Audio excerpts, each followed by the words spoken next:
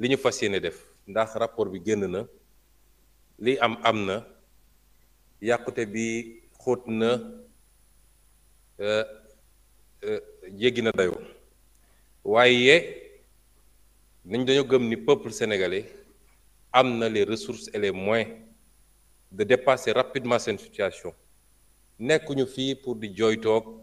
di apitoyer sur notre sort waaye baax na ñu xamal ñi ñu wóolu ba teg ñu fii li xew ci réew mi ak fi ñu ko fekk bi loolu amee ba pare nag sursaut la laaj un sursaut national ci sursaut boobu am na lu war état bi waaye am na lu war citoyen kenn ku nekk ci ñoom état bi nag moo war a njëkk a joxe exemple parce que nit ñi boo leen bëggee jëmale fenn da nga leen fay jiitu mënuñu laaj sénégalais yi ñu def ay sacrifice te état bi du ko def yan sacrifice la état bi bëgg a def am na loo xam ne ay mesures correctives la yu jëm ci finance publique pure sûre et dure defe naa keroog ci seen conférence de presse ministre bi àddu woon na ci te amaana su dee laaj ñëw na ci lool moom na ci àddu mënoon naa ko faram-fàccewaat ci ay mesures yu gàtt waaye comme temps bi léeg-léeg daf ñuy xaw a manqué ma jëm directement ci li nga xam ne mooy les mesures de réduction du train de vie de l'État. Ces mesures commenceront par la rationalisation des agences d'exécution. Des manquements graves ont été relevés dans la gouvernance économique et sociale de ces entités, marquées entre autres par une inflation des agences. Agences yi bëri na demoon nañu ba réew mi da ngay dagg agence pour placer benn client politique benn responsable politique sans que mu répondre ci benn cohérence d'ensemble. ñu ne bu njëkk bi mooy il faut que ñu rationaliser agence yooyu nga xam ne non seulement inflation am na mais bor gu bëri léegi day am ci agence yooyu boole kook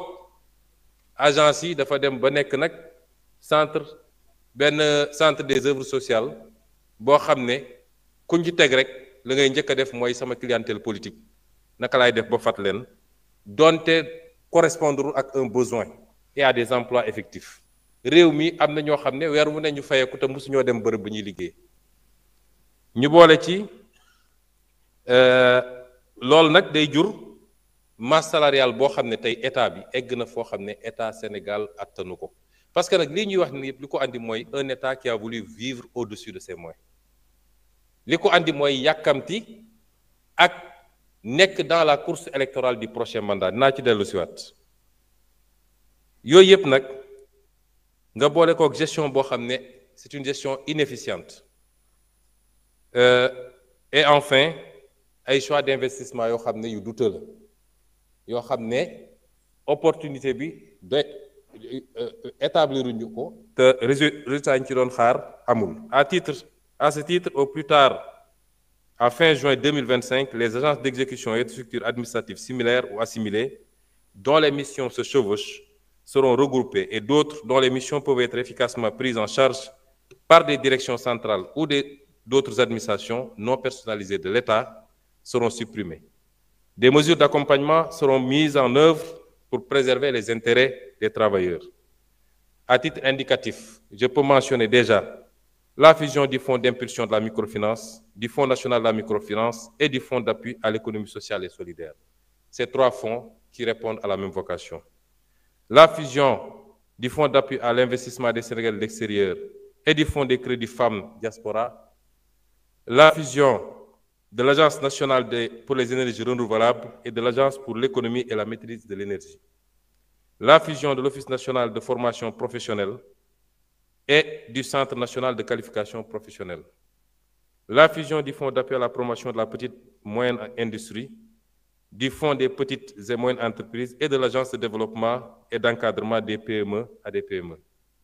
La fusion de l'Agence sénégalaise de promotion touristique et de la Société d'aménagement et de promotion des côtes et zones côtières, SAPCO. Le regroupement du Fonds de crédit pour les femmes et du Fonds national de l'entrepreneuriat féminin. La suppression de l'Agence nationale de la maison d'outils. La rationalisation des structures dans les secteurs de l'emploi, de la construction, des mines, entre autres. Le même exercice de rationalisation, ce n'est pas une liste exhaustive. Et le même exercice de rationalisation sera opéré au niveau des services centraux de l'État pour mieux optimiser l'organisation de l'administration.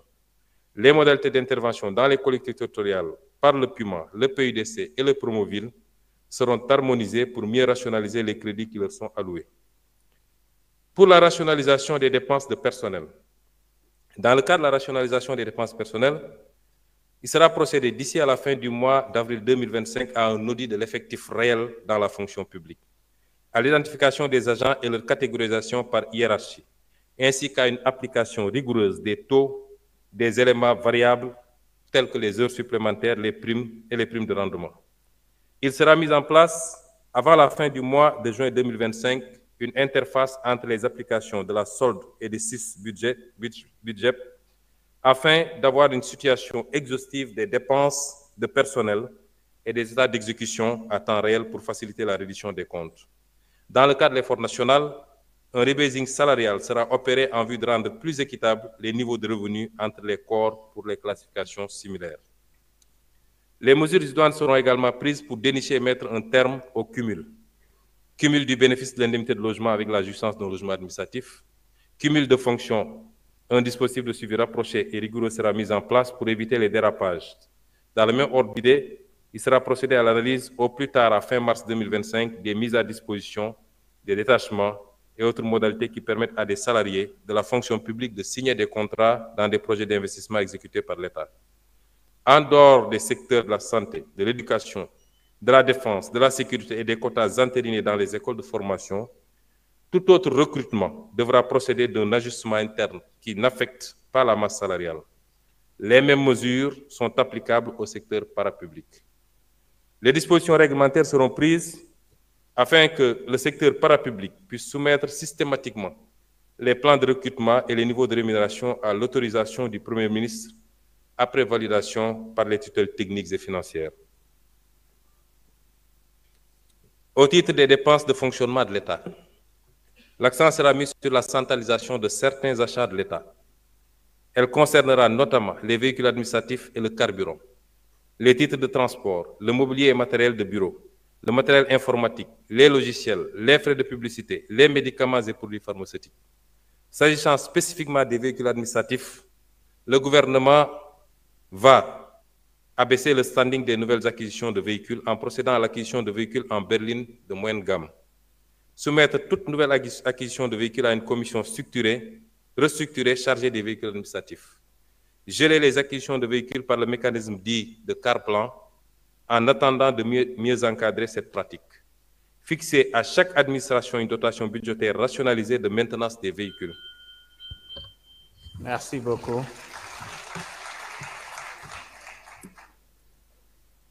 Merci, Monsieur le Premier ministre. Honorable